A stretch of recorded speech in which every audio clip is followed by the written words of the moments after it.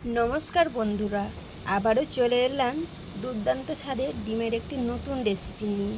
তো বন্ধুরা কেমন আছেন? আশা করি ভালো আছেন, সুস্থ আছেন, যে যেখানেই আছেন। তো আজকে আমি ডিমের একটু অন্যরকমভাবে রান্না করব। তো বন্ধুরা দেখতে থাকুন পুরো ভিডিওটা, আশা করি ভালো লাগবে। তো এখানে আমি 6 পিস ডিম নিয়েছি, সাথে একটা টমেটো নিয়েছি, পেঁয়াজ আদা রসুন নিয়েছি। তো পেঁয়াজ আদা রসুন সব কিছু বড় বড় করে কেটে নিয়েছি, দেখতেই পাচ্ছেন।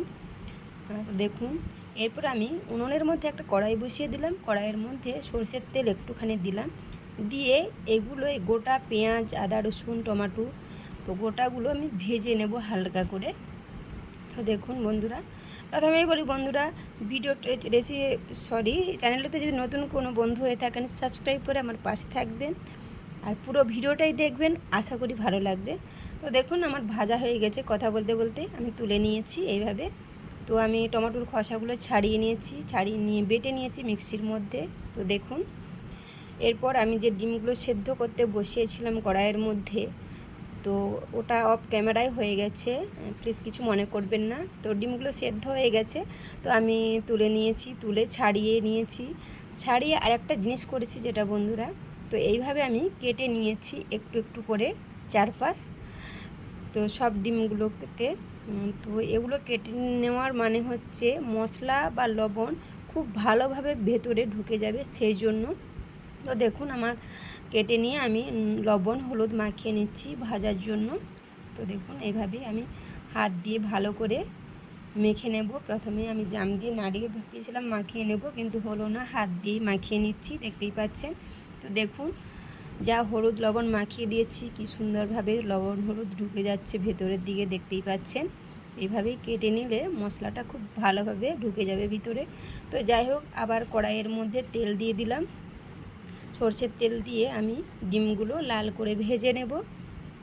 দেখুন, তো বন্ধুরা রেসিপিটি কেমন লাগছে অবশ্যই লাইক কমেন্ট করে জানাবেন, আর যদি ভালো লাগে শেয়ার করবেন। তো চলুন এবার রান্নাটা পুরোটাই করি, তারপর বলছি। তো দেখুন আমার কথা বলতে বলতে ডিমগুলো ভাজা হয়ে গেছে, আমি তুলেই নিলাম। তো দেখুন, তো ওই তেলের মধ্যে আমি কিছু গোটা মশলা ফোড়ন দেব। তো গোটা লঙ্কা নিয়েছি একটা, গরম মশলা গোটা নিয়েছি, আর কালো জিরে নিয়েছি, ফোড়ন দিয়ে দিলাম। তো ফোড়নটা আমার লাল হয়ে ভাজা হয়ে গেছে। তো এর মধ্যে আমি যে এই মশলাগুলো ভেজে বেটে রেখেছিলাম, তো ওগুলো দিয়ে দিলাম, দিয়ে ভালো করে একটু কষিয়ে নেব। তো দেখুন, তো আমার মশলা থেকে কত সুন্দর তেল ছেড়ে গেছে। তো এর মধ্যে আমি ফেটিয়ে রেখেছিলাম একটু জল দিয়ে দই, তো দইটাই আমি দিয়ে দিলাম।